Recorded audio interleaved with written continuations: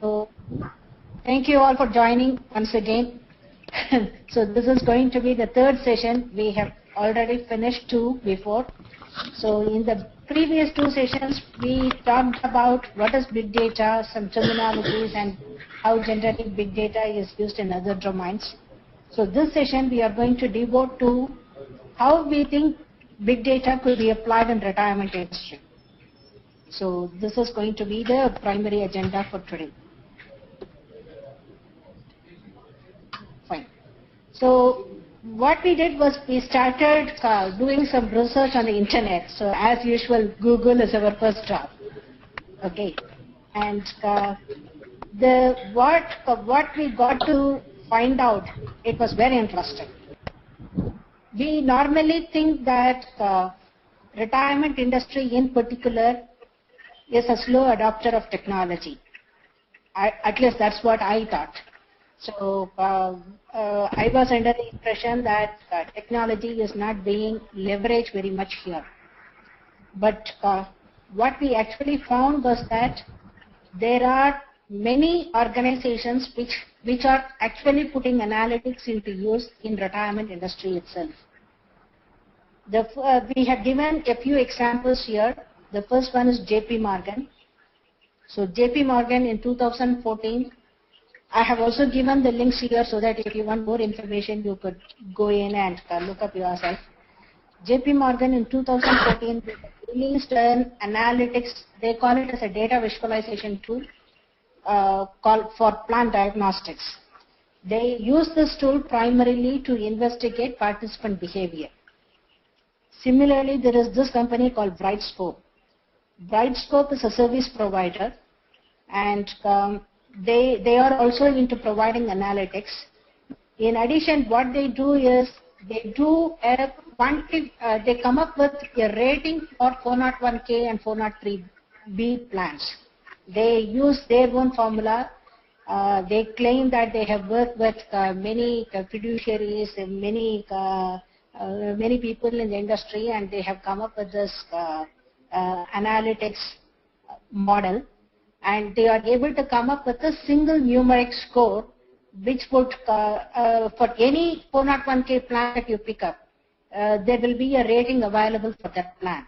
And it would also show how the plan is performing against peers in the market. It could be within the same domain, or it could be, there are various parameters. So this site is open to public.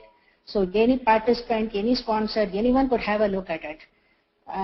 So Brightscope is doing this kind of analytics. Raju, we were talking about some plan benchmarking, right? So that is what is exactly being done by Brightscope. And we also got to know of one other company called Informa Solutions. Informa Solutions is a technology service providing company.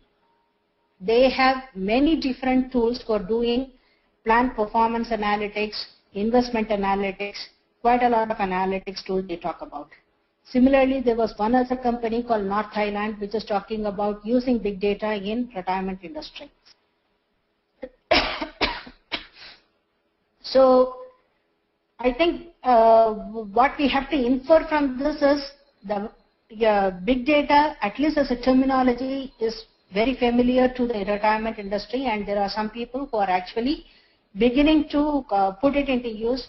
How much of a benefit they have actually derived from it, it is not yet quantified, but usage is definitely there. And what we also find is that most of the analytics are focused on plan benchmarking.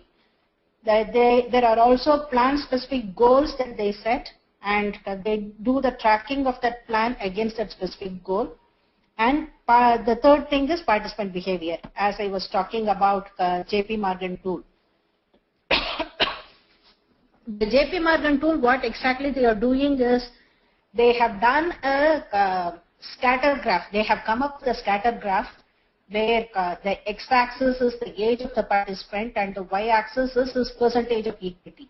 So they are able to analyze whether the risk profile of the investment is kind of correlating with the age of the participant. If the participant is young, but his investment risk profile is very conservative, then that is something that could be changed.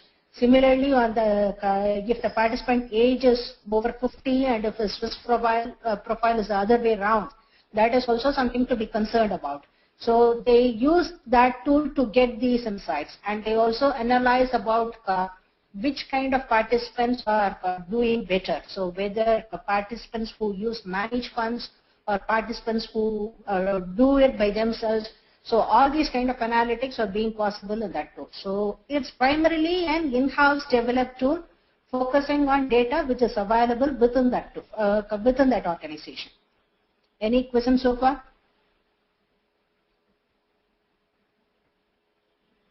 No. Okay, I'm moving on. So the other. Sam, I kept myself on mute when I was talking. What you were saying, I mean, at least from JP Morgan, if they are doing in-house, sounds to me more like analytics rather than big data. They might call it as big data. Yeah, I am also. What is happening? No, I agree, Raju. So all these are analytics only. So we are not exactly talking about big data. We are only talking about some analytics tools. Yep, but if you look at the JP Morgan product brochure, they call it as a big data tool. Yeah, they might call it big data, but from an overall thing, that it might actually be just an analytics. Yes, I agree. Yeah, okay. Fine. And some of the other takeaways for us from this research was that social media usage, especially in the retirement industry, is on the rise. So there were several surveys that were conducted, and I have given here some of the key findings from those surveys. They see that in terms of the number of participants who are on social media and who use social media for doing research on retirement industry, that is on the rise. So from 5% to 6%, though this is very insignificant in terms of relative measure. In terms of number of participants, it is about 5 million participants increase. And similarly, MassMutual, they published this report in 2013. They have analyzed who is using social media, and they have come up with this survey finding. Women are from Facebook and men are from LinkedIn. So which tool to use for what purpose, that will also depend on this kind of survey finding. And more than 25% plan participants were saying that they rely on social media for any communication. So instead of traditional channels like printed material or email, they say that they find social media to be a more preferable tool for communication. Similarly, there are also findings about how advisors are using social media. So advisors, they have to start using social media because that has become a prerequisite in many cases. Many participants, first thing they investigate is whether their advisor is on a Facebook or a LinkedIn, or is he using tweet. There are some participants who have said that they are very keen on following. Yes, Bala. Hello. So I had a question. Is there also in the previous one? Can you hear me? Yes. Okay. The participant-based analysis of use of social media. Was there anywhere any statistics relating to the age profile, like people under 35? Yeah. Like 90% use social media and above 35. Is there something like that? Yeah, there was some information about the age profile also. Though the first instinct would be to say that younger generation people, they use social media to a large extent, but the other way around is also true. Even people who are approaching the age of retirement, they find that they use social media quite heavily.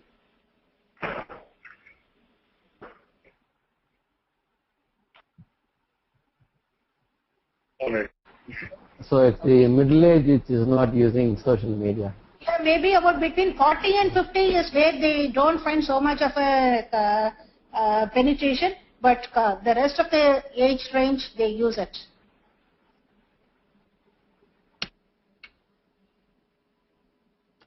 Okay. Yeah.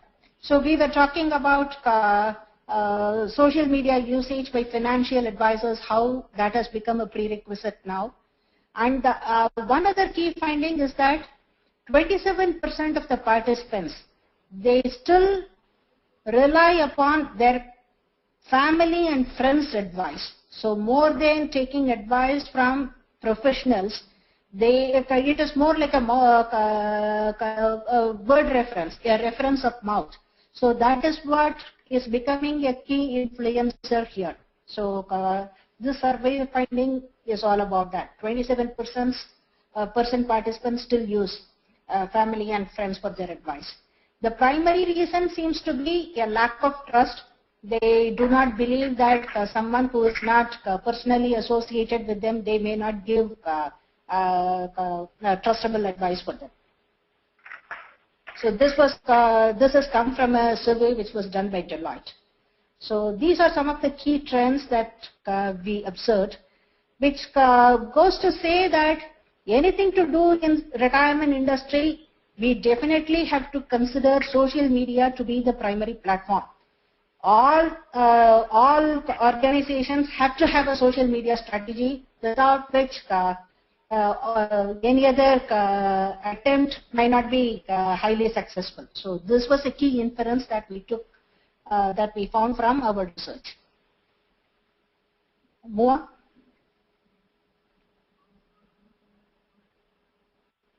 Swam, Yeah, when we you can move on. say that, But this is important.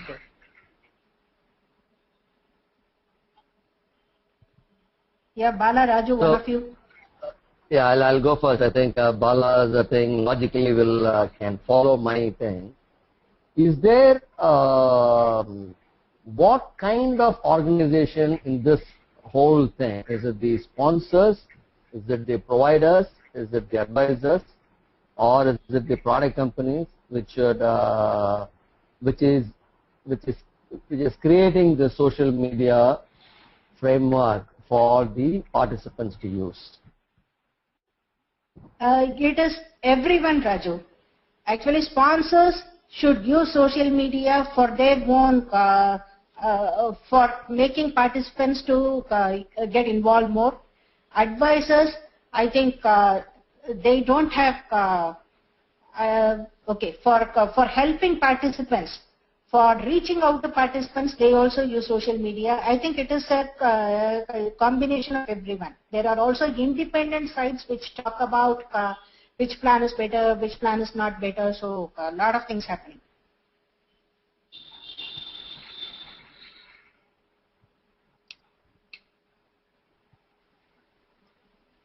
So my point, Swam and Udo, was that we should, this particular point was made that social media is becoming increasingly relevant, and therefore it should definitely stay in the canvas of technology options that, or technology initiatives that people in this industry should consider.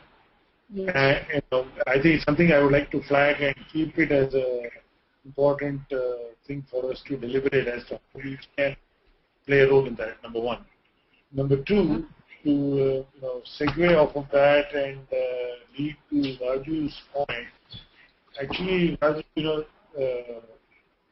a combination of advisor and provider community, which should provide this platform for connecting to these social media vehicles. Both their, I don't know whether advisors offer, a lot of advisors must be offering some kind of interface to their clients, particularly they are organized slightly bigger ones. So I think they will probably provide definitely a social media platform, and so should the providers going forward. The provider will provide the platform, but the sponsor can use it for the set of participants. Given this is, by the way, this is the angle which Retirement Revolution is positioning itself, saying that we are social media and Yeah, what you said is very true, Bala. I was I was able to find even some, I think it is IRA. IRA published guidelines on what advisors could tweet about, how to make their tweets more interesting. So there's such a humongous amount of material.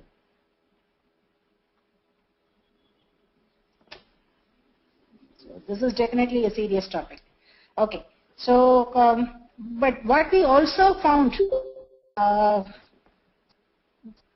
as Raju was saying, though many companies are using analytics, it is not big data analytics in the real sense. And given whatever analytics they are doing right now, we found some gaps in the sense that the analytics are real time, so that is for sure. But also in terms of frequency, it is being done about once in 6 months or once in a year. So the relevance of the analytic finding, it becomes a question mark. So when the gap is so much. So that was one thing that we observed. And the second thought was that all analytics are based on averages. Like for example, they talk about average contribution rate, average participation rate. But in many scenarios, just looking at averages might not convey the real picture. In fact, this is one of the primary lessons that was we have understood from big data. So the ability to drill down, the ability to actually do a segmentation and find out metrics related to a particular individual or a very an absolutely similar kind of profile. So that segmentation is very important, and that is missing in whatever analytics is being done today. And the third thing that we found was, because the segmentation is not available, in some scenarios there are apples to orange comparisons. Like even in the plan benchmarking, unless you compare plans of a similar size, that is not a good comparison, right? So plans with less than 100% participants cannot be compared with plans with 25,000 participants. Their goals and their expected performance could be completely different. So we thought that this dimension is not being taken into consideration. And the fourth point is that they do not provide a holistic picture, in the sense they take individual metrics and they analyze the plan based on that particular metric. Whereas we internally we thought that the metrics have to be looked at as a whole. So by increasing one metrics, there could be obvious impacts on another metrics. So it has to be an optimal combination across the metrics. So any analytics that we do, it has to give that big picture. So we thought that is missing. And the fifth point is social media is not being taken into consideration at all. So every analytic is being done as a silo. And there are only a few analytics which use external data. Otherwise, it is more of an internal orientation. That's what we found. And the last point is that the analytics are post-mortem exercises which tell you what has happened. They do not give any insights, specific insights on what should be done going forward. There are no actionable insights from these analytics. It is left to whoever is looking at the analytics to figure out what they should do to change whatever they are interested in. So these were our findings from whatever we looked at.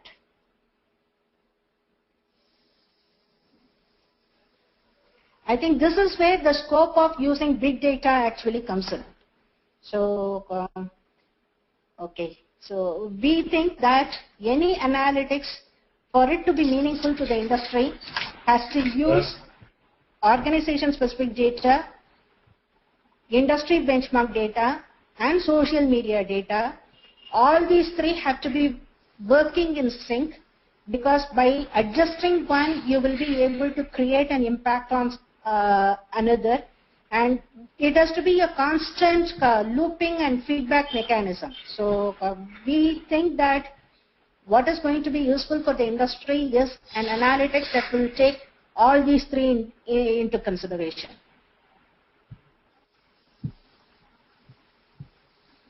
Okay, Shyam, I had a question. Uh-huh. See, taking off from the previous slide and to this, and from the first presentation that Prabhakar and you gave on the first day, basically, is it fair, I think social media is beginning to happen, or rather, it's got a 3% penetration right now, and going by past trends and very much in other areas, it's only fair to expect that this is likely to explode.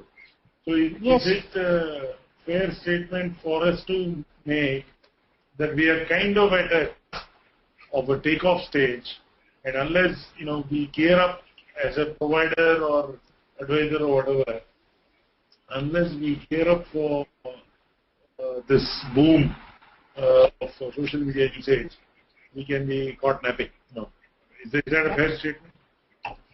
Actually, that was going to be my conclusion of the presentation, Bala. I was going to say that, yeah, I completely agree with you. Sorry Right to now, steal your thunder. Yeah. Yeah.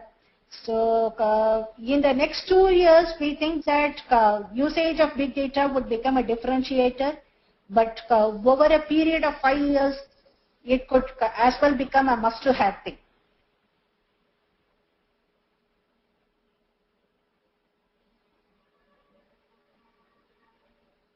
Yeah, okay.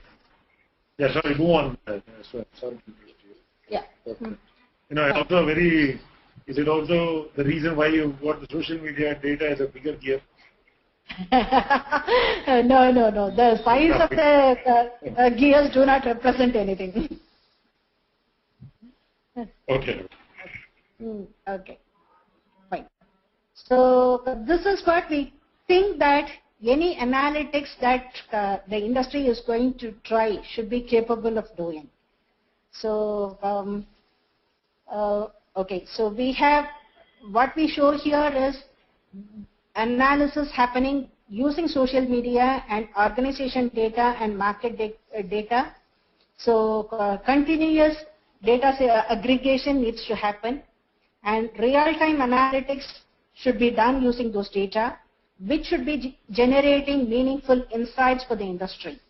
And when we say insights, we think that there should be 4 kinds of insights. One is experimental insights. What we mean by here is, suppose you take a particular metrics. You want to see what is impacting that metrics. So you should be able to play around with some parameters, and you should be able to see which parameter is affecting that metrics in what way. Like if I have to draw an analogy, use the split testing on a website, right? So we come up with different features, or we come up with different designs, and we expose the design only to a specific set of audiences, and we evaluate what is the response to that particular design, and depending on that experiment, we either make it as a permanent feature or we withdraw.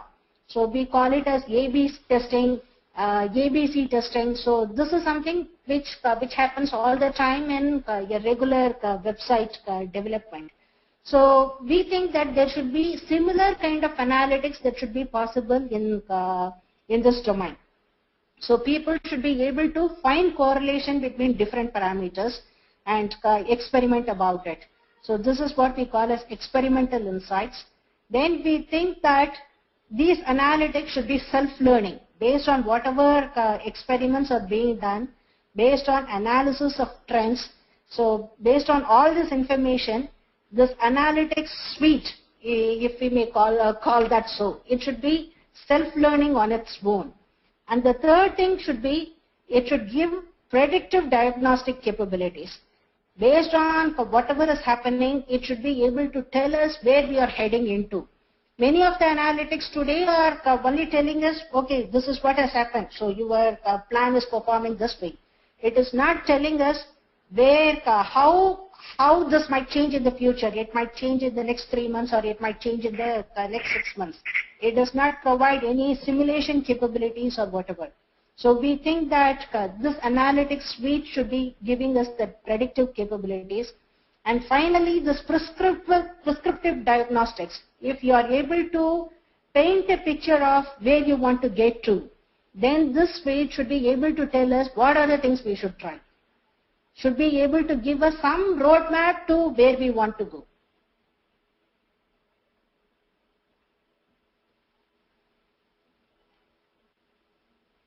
So, a full, complete analytics suite, we think it has to have all these elements in place.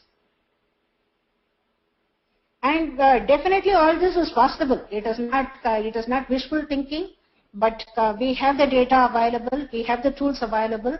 So we definitely believe that this is doable.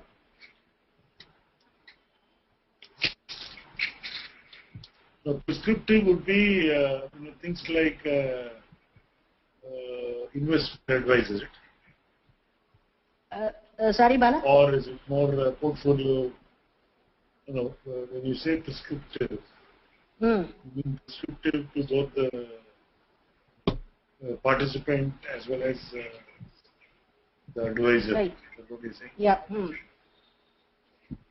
See, to give you an analogy, Bala, so in my webinar, I was talking about how social media and analytics was leveraged by this Bollywood movie. What is that movie? This Deepika Padukone and Shah Rukh Khan movie.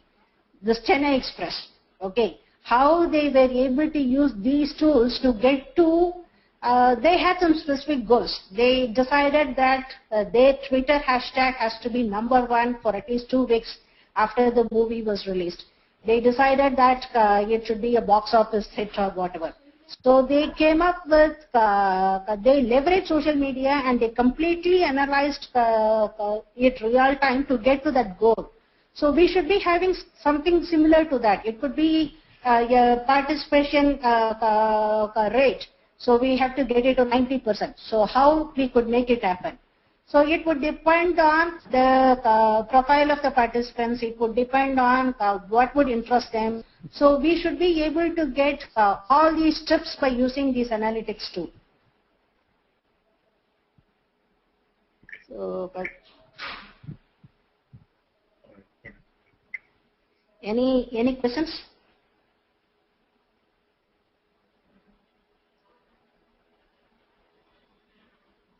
What you just explained, Swam, what you just explained is not really prescriptive, right? Sorry, Raju, what I explained is? Not really prescriptive, right? It is actually influencing certain, or you are setting some goals and then using these to get to that goal. It is Correct. not That is what I prescriptive. meant by prescriptive, Raju. So I said there is a lot of echo.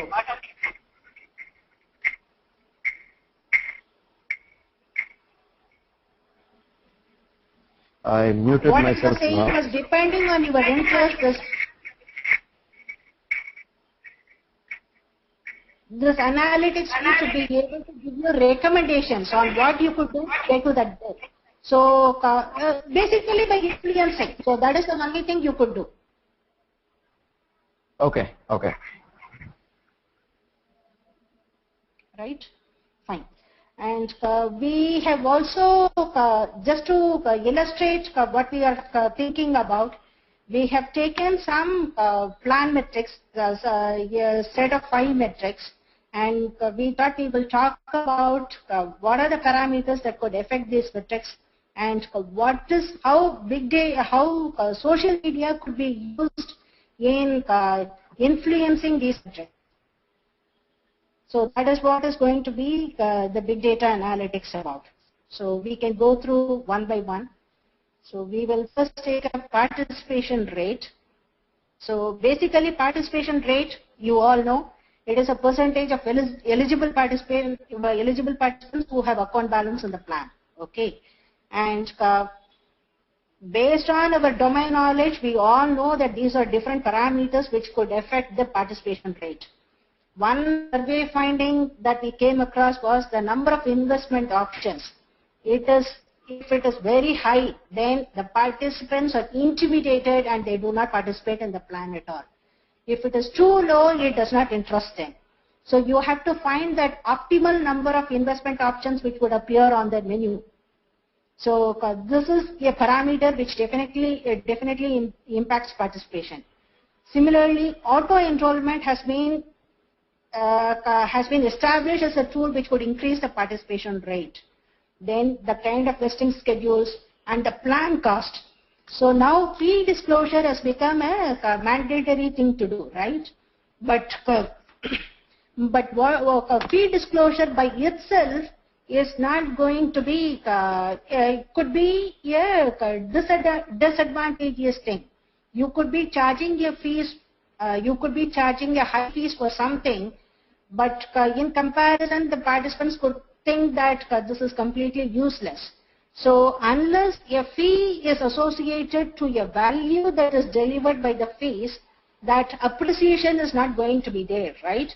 So there has to be right information sharing, there should be right communication. So all this you could do using your social media and the kind of this peer group sentiments, that is this comes into play at that point of time. So you could start sharing things. You could immediately analyze what is being said about it.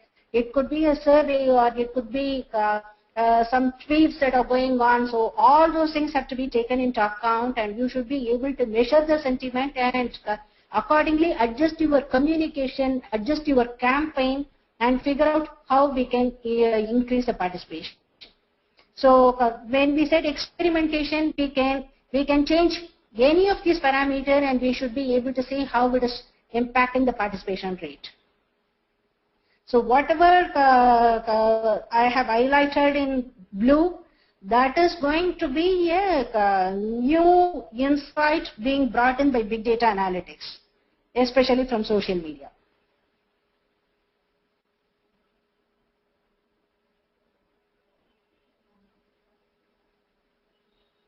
And I am not aware of even forgetting this peer group sentiments. I am not aware of any analytics tool that would go to this level of how, say, employer match is affecting participation rate. By common sense, we know that higher the employer match, the participant should be more encouraged to enroll.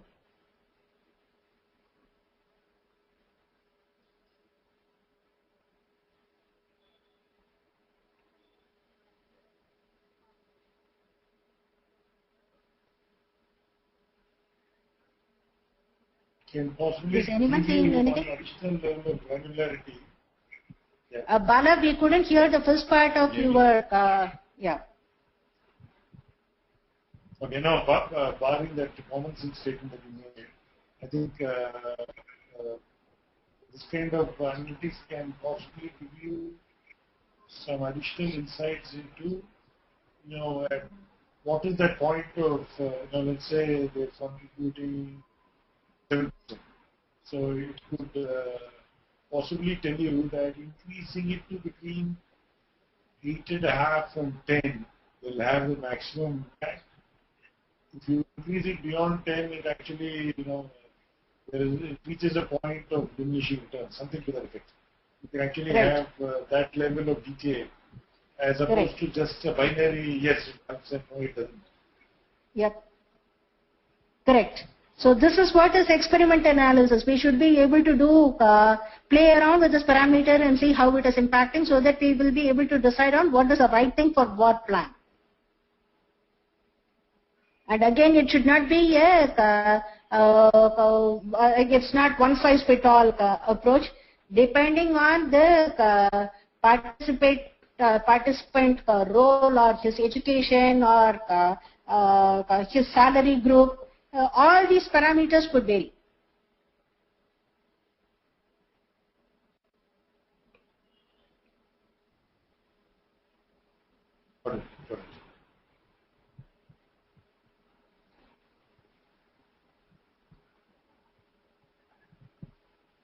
Can I move on? Okay. So the next thing that we took, we thought we could think about was contribution rate. If you see here, auto enrollment, it has got, it was there on the previous slide also. By having auto enrollment, the participation rate was increasing, but there was one research which said that by doing auto enrollment, the contribution rate is actually coming down because of the deferral rate. People are setting the deferral rate default values for auto enrollment at a very low threshold, which is actually impacting the contribution rate. So this is why I said different metrics have to be looked together.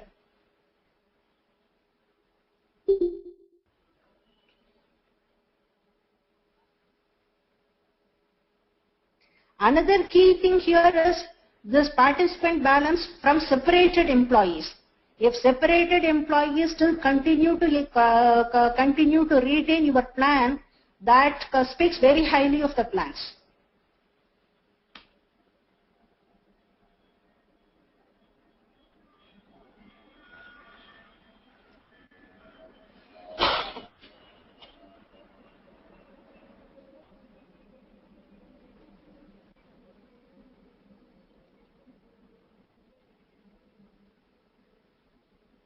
Any questions?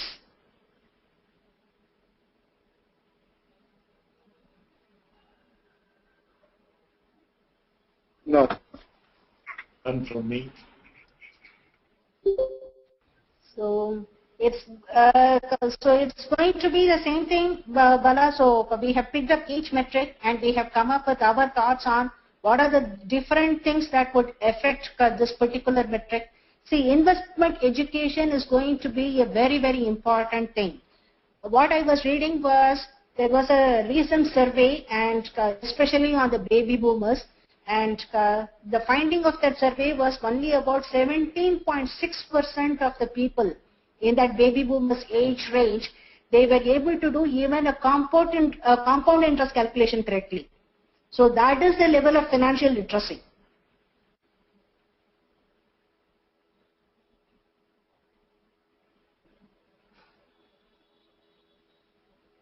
In fact, Thibaut K, what is his name? I'm not getting his name. Chad. So this was a spread talking, right? Yeah. Chad Potts. Yeah, Pat. Correct, Chad, correct. So, and this is a common. Now there is also, I'll try and dig up some older report where I think there was 6 or 7 years ago, where somebody had stated that even you could be a PhD in physics, but your financial literacy might be pretty abysmal. So Yep. it's got no real correlation between education levels and financial literacy, as they call it. And Yep. percentages, not just what percentage you're talking about. I think that between 10 and 20% is the level across financial literacy level across all population segments. So one of the things that was being talked about was how important financial education, as like the participant education, would be in the future. So that's one of the reasons we had Knowledge Center as part of our core product. Right. We haven't really added much content to it, but this can play into that as well. Yeah. So even Sam, sometime back, he forwarded a material where they were talking about targeted communication. But what is important is once a communication is sent out, there should be a way to analyze that the impact that communication has been has created. So whether there was any influence at all or whether it was just read and thrown out, so there should be this feedback and redo loop in place. So that is what that is where this analytics tool will play a part. This communication based on life stage. One example could be if a participant is going to be approaching 50. he could be more interested in catch-up contribution. Similarly, if a participant status in Facebook is changing, if he is going to get married, if he is going to have a baby, then his kind of interest on the retirement plans would change. So those, there should be alerts for each one of these things so that each participant could be given the communication that is appropriate for him.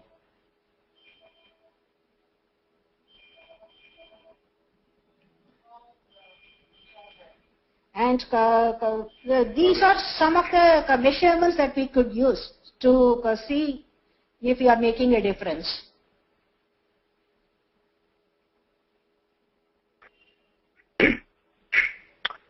Sam Amar. Hey, Yeah. Sam, I wanted to share some of my thoughts on that communication part. Yes. Remember I explained about the product I'm working with Netseek. So you know about that, right? So it's Predict, it's a marketing analytics product. David knows about this product as well. So I'm seeing a lot of similarities with the healthcare industry and the retirement plan industry regards to marketing. I have also read through the one-pager from Stan. What we do as part of Predict here in the healthcare space, we create a lot of campaigns, so that's the core business. The campaign can be in the form of a print campaign, an email, or anything. So in order to target the right participants, you know, in some cases it may be prospects, some cases it may be existing patients. So if you are targeting the prospects, we get the data from several third-party providers. We are not dealing with any social media at this time, but you know, for example, Expedia and other third-party data providers, you get data. You know, what's your gender, what's your age, what's your income, what is your housing, household size, a lot of parameters. And then we develop the predictive model to target the right population. And also, with regard to the patients, also look at the behaviors, like, you know, has the patient visited for the last 12 months for a breast cancer screening, something like that. So I'm seeing a lot of similarities here. So I'm not sure whether there are any marketing based companies in the retirement space. I'm sure it may be. And there may be a lot of marketing built into this product. Yep. Yeah, I think the principle is the number. So whatever domain you take, the way we apply it is what is going to be different. Otherwise, the kind of analytics could be very similar. And we also do. I think you explained about the benchmarking, the A/B testing.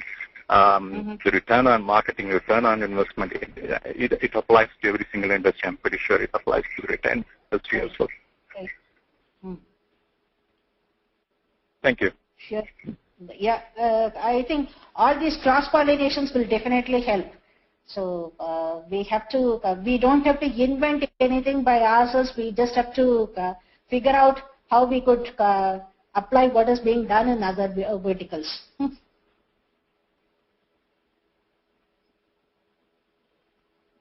So people are people. So what is going to influence them?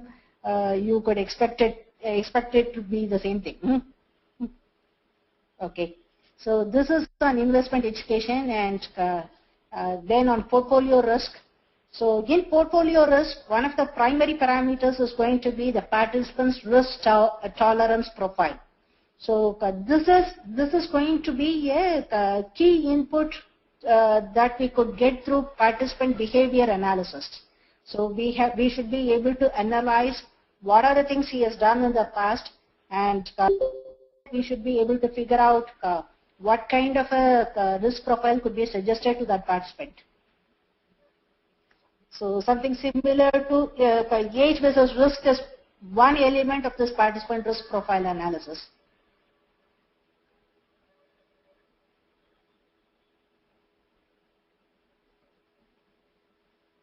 And this is one area where there will be, in terms of data volume, there could be real big data kind of volumes to analyze.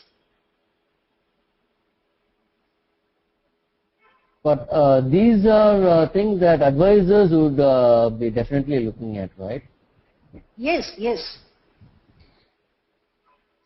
See, but advisors do not, these are things advisors would definitely look at, Raju, but what is available to them as pointer is in a very generic sense.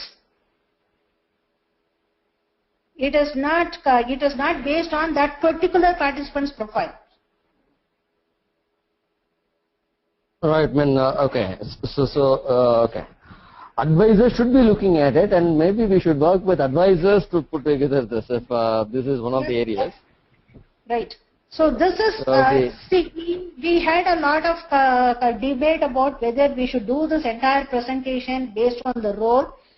We thought we should take how we could help a sponsor, how we should help an advisor, and so we went back and forth, and finally we decided we will just present it on a metrics level, so anyone who needs this metric could use it.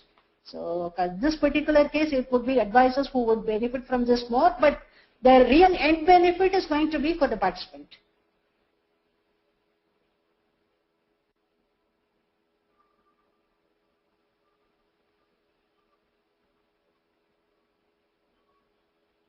Okay. Then this is the last slide. So people normally talk about retirement readiness as one of the key parameters to see how a plan, how successful a plan is. It is usually measured as a multiple of your current pay. They say it is 1.2 times or 3 times like that. For a participant to lead a similar lifestyle as he is currently doing, I read somewhere that this multiplier has to be at least about 11 times, and across the US, the current multiple is about a maximum 3. So there is still a long way to go. And what do you mean by multiplier is 11? Yeah. So whatever your current plan balance should be 11 times your annual compensation. Okay.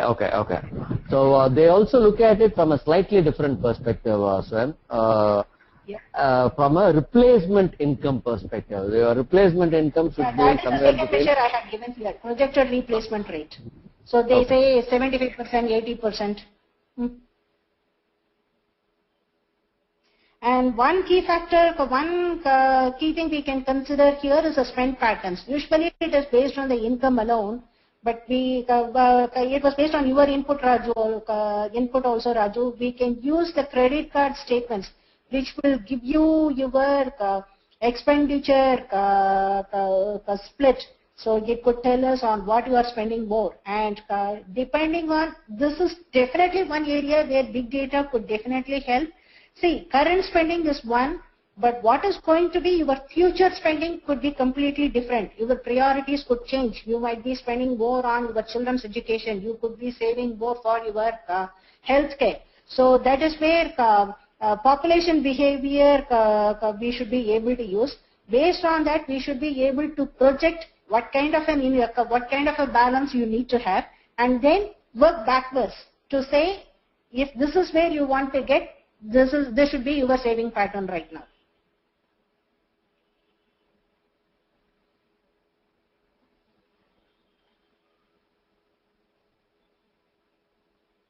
Currently, it is only based on income, but I'm not sure whether that by itself could be a accurate reflection.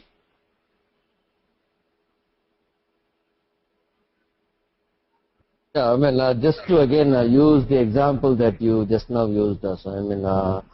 So your healthcare, you can categorize it under multiple heads, and look at where is it that the participant or the individual will have to spend out of pocket.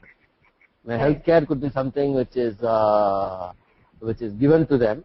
So there could be a lot of those are statistics and regulation that we may have to work with. Yep. See, all these are only at a 50,000 feet or even 100,000 feet level. I think the deeper we get into, there could be a lot of mathematical modeling. There could be a lot of so much volume of data that we have to make use of. This could be a very complicated exercise. But all these are possible because the technology is available today. And there's people far smarter than us, or institutions far more, I shouldn't say smarter, I guess, but far more resources and specialization in these areas that have already gone through this, that take into account everything. So I mean, that is right. So I mean, we're not suggesting to rebuild the wheel here. There are engines out there that already do this, that we might be able to leverage that might be better and more accurate. I mean, they take into account everything from possibilities of what your healthcare costs are going to be when you retire and older, and if you're going to be in hospice, and take into account that you're probably not going to be paying a mortgage when you're retiring because your house will probably be paid off at that time. So there's a lot to consider, and I think, so. Also, you said it right, Lucas. This is not something that is only doable by this industry by itself. It has to be a coming together of many different industries together. Correct, yeah. Mm.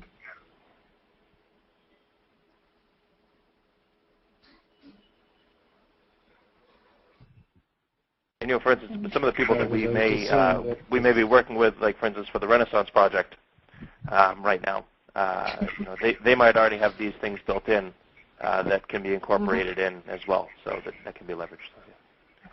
Yep. Mm. So Bala, that is what we wanted to share, and we think that beyond a specific plant performance by itself, I think big data could also help you in coming up with appropriate plant designs. See, one other data point I remember is that less than 100 employees. So in organizations that have less than 100 employees, there are about 50% of the organizations which do not yet have a retirement plan. So this is where this micro plans they become important, and all these insights from this plan analysis has to help in designing customized micro plans. And all these are common sense. There is no exact measurements that are available today, but anyone who is not worried about his life after retirement, they say that he is going to be giving more in his work today.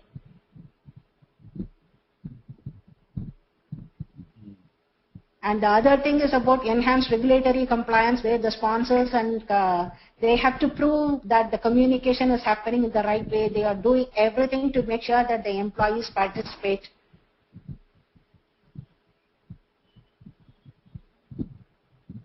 And the kind of impact it has on the economy as a whole, I think that is huge. So all these are extending it, stretching it very beyond some limits, but I think there is still some element of truth in all this. Sure, yeah, I agree. Okay. Yeah. So I think it's a very good session. So I had one question I wanted to hold back until kind of the end in case it was brought up or so, but so I've heard a couple data points thrown out of if terminated employees remain within a plan, it's a sign that it's a good plan or what have you, and the number of high number of investments will shy people away from joining a plan, and those are factors in there. I'm just curious as to how you account for items like, maybe it's not the right term to say, but coincidence or overlapping factors that might not be taken into consideration, like human behavior. So in both those examples, I'd say a common thread would be laziness.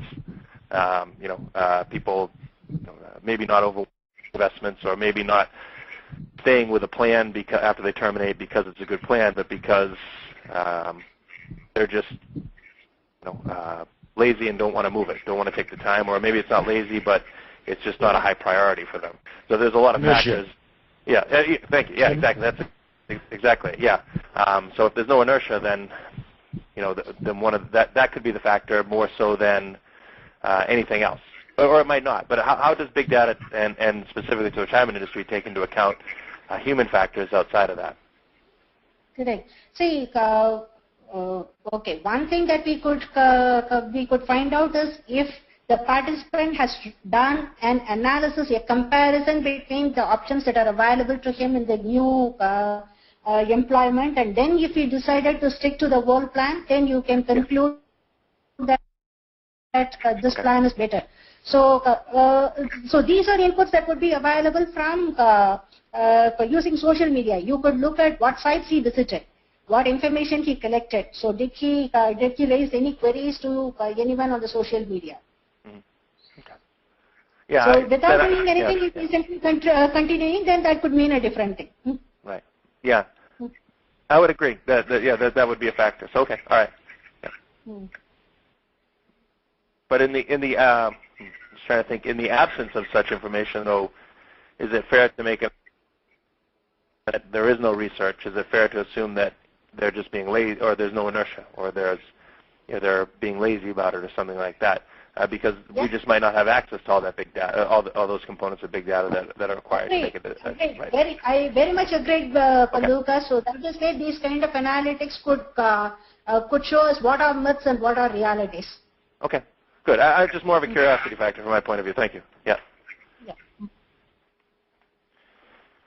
So, Bala, that's it, Bala. I think now what we have to do is to decide on the next course of action. I think you made that point in the beginning. We have to move forward on this. So this cannot stop with theory now.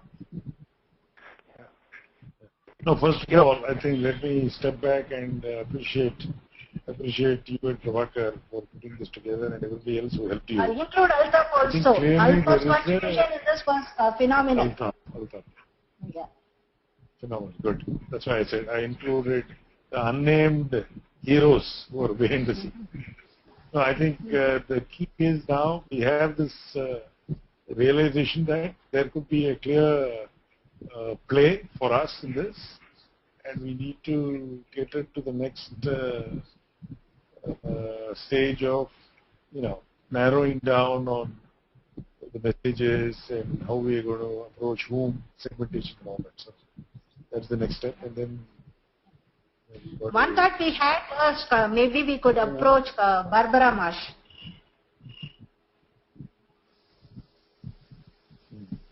For deciding which one to pick up. So all said and done, these are some things that we have put together by ourselves. Whether would these analytics make real meaning to the industry? Some industry experts have to vouch for it before we start doing anything. And we should also know about from where we could get the data. This is something that is available. There is some amount of data on the public domain. This pension and investments online, that site has a lot of data, but that by itself might not be sufficient. We should also get to know about who is beginning to experiment on these things. Maybe we should approach them, partner with them, and do something there. There is a lot of field investigation that needs to happen. I did point out to our Knowledge Center specifically as a differentiator when we had the deep dive session with her and her team. And David, maybe if you recall, or Sam or something like that, if back me up, but that was one of the key differentiators that she brought up, was the ability for our system to be more proactive in analyzing participant behavior. And at the time, we really only spoke about it as it related to Core DC and Core DC information of what's this person doing within Core DC, and then being able to, based off that, direct them down a certain path, push certain information out to them. We used examples of an older gentleman might get different media pushed out to him about retirement as opposed to a younger person, just to simplify it. But taking into account big data and all the information that could be out there, canvassing social media and everything like that, you could further expand that to that you could look to, when someone was terminated, if they were in fact looking to, going out and doing searches to see if they were looking to transfer it and roll over to an IRA, in which case that might trigger a message to an advisor saying, hey, this person's out there looking for different options. You might want to give them a call. And that would fall under retention of data assets. And I think, not data assets, sorry, retention of plan assets. And I think that would be very appealing to the industry. Anything that centers and surrounds plan assets and retention gets everyone's ears perked up right away. So did I understand that correctly, that that's how it would work then too, or how in an ideal situation we would be able to cull information and utilize it? Or it need not be out of the, the dissemination of this need not just be out of CoreDC. The dissemination could be in multiple ways, and this could be an add-on to CoreDC as well as it could be something in itself. Right. As an example, you might recall, Lucas, we did a project for Newkirk sometime in 2007, 2008 time frame, right, which was very similar to something that Swayam mentioned here on things like participation, contribution. How is the plan doing against that specific verticals benchmark? So it could be a separate add-on which the providers can take it to their sponsors. Sure. And in the process help themselves. It will help the providers as well, because as you recall from OIA discussion, their intent is to retain assets and increase the assets. Right. And if they can increase the participation and the contribution rates, that is one clear way of increasing the assets for themselves. Right. Right. Okay. Hey, can we just wind down and then basically regroup through emails in terms of thoughts, and then have a follow-up question, Swayam and Altaf, from a point of view of what can we potentially go after, some initial thoughts and shortlist, after which we can definitely go and see if we can use somebody like Barb is really solid operations side, but there might be I don't know, the Oculus and Cynthia is more on the customer-facing side, where it is specialized like that. We can look at other options also in terms of using a sounding board. Yeah, we can we internally do some deliberations, Pala. Okay. All right. Yes. Thank you again, all of you. Thank you. Okay. Yep. Thank you. Thanks. Yeah. Thanks. Thanks. Thanks.